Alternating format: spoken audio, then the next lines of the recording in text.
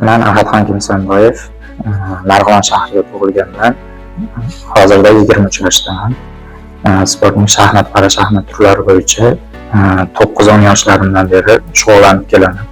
Jahon chempionatida 2 marta kumush medalni va imkoniyati cheklanganlar o'rtasidagi shaxmat olimpiadasida kumush medalni va Osiyo chempionatida 1 marta oltin, 2 marta kumush va 1 marta bronza medallarni qo'lga kiritganman.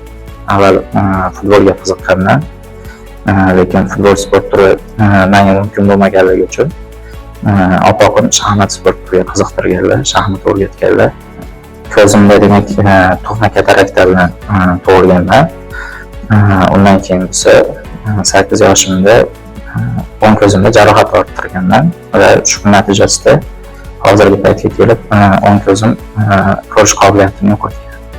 Oxirgi 5 yil ichida 15 ta o'rtoq davlatlardagi xalqaro musobaqalar, jahon, Osiyo chempionatlarida qatnashib keldim.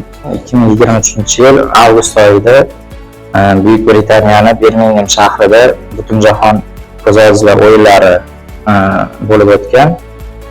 Birmuncha kuchli raqiblar bor edi Yevropa davlatlaridan. Mana shu musobaqada 2-chi o'rinni qo'lga kiritgan. Keyin 2024-yilda Chernogoriya davlatida yana jahon chempionati bo'lib o'tdi. Zaif ko'ruvchi ko'zoz shaxmatchilar o'rtasida musobaqada 2-chi o'rinni qo'lga kiritdim. 2023-yilda xalqaro toifadagi sport ustasi unvonini qo'lga kiritdim. ILSA ya'ni Butunjahon ko'zozlar sport assotsiatsiyasi tomonidan shaxmat qo'mitasiga Osiyo mintaqasi vakili etib saylashdi. Serbiyada bo'lib o'tgan musobaqada umuman mag'lubiyat bo'lmagan, menda durang yoki g'alaba bilan o'tganman partiyalarda va shuning natijasida ushbu medalni, kumush medalni qo'lga kiritganman.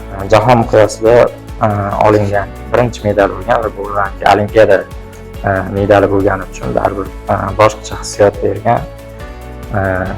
Hattoki uxlayotganimda ham yetmagandan birinchi olgan kunimda 2 kun 3 kun taqib yurganman o'zim bilan bu medalni. 2022-yilda Osiyo chempioni bo'lganligim uchun O'zbekiston davlat jismoniy tarbiya va sport universiteti sport faoliyati shaxmat yo'nalishiga davlat grant asosida davlat imtihonlarisiz qabul qilinganman. Hozirda ushbu universitetda 4-bosqich talabasiman.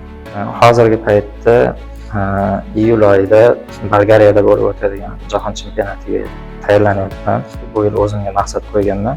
Endi bu yil Xudo xolisa oltin medalni qo'lga kiritish.